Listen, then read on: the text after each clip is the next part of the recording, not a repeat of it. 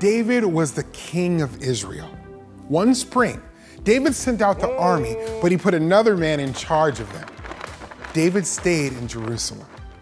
One evening, David looked out from his palace and saw a beautiful woman named Bathsheba. Bathsheba was the wife of Uriah, one of the best warriors in David's army. David sent his messengers to get Bathsheba, and she came to David's house. Later, Bathsheba told David that she was going to have a baby. The baby would be David's. David knew what he had done was wrong. David should not have a baby with someone who is not his wife. So David made a plan to make sure no one found out that Bathsheba's baby was his. David called Uriah home from the battle and told him to go spend time with his wife. But Uriah didn't think it was fair for him to relax at home while the other men were at war. He slept on David's doorstep and refused to visit his wife. So David made up another plan.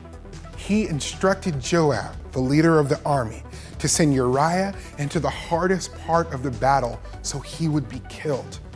This time, David's plan worked. Uriah was killed in battle. David took Bathsheba into his house to be his wife, and she had a baby boy. God knew what David had done, and he was not happy with David. God sent Nathan the prophet to talk to David. Nathan told David a story. A traveler came to a rich man who had many animals.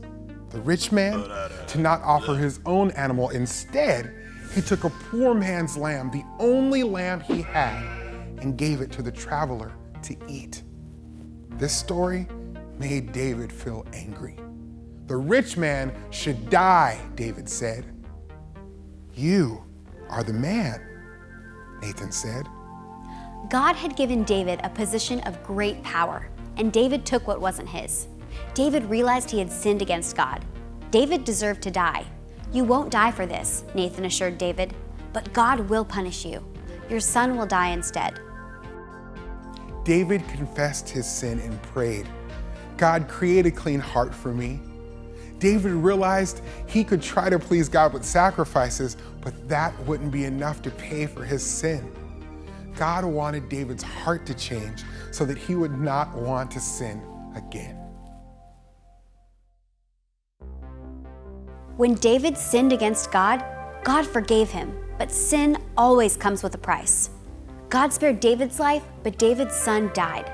When we sin, we deserve death, but we can receive God's forgiveness because God sent his son, Jesus, to pay the price for our sin.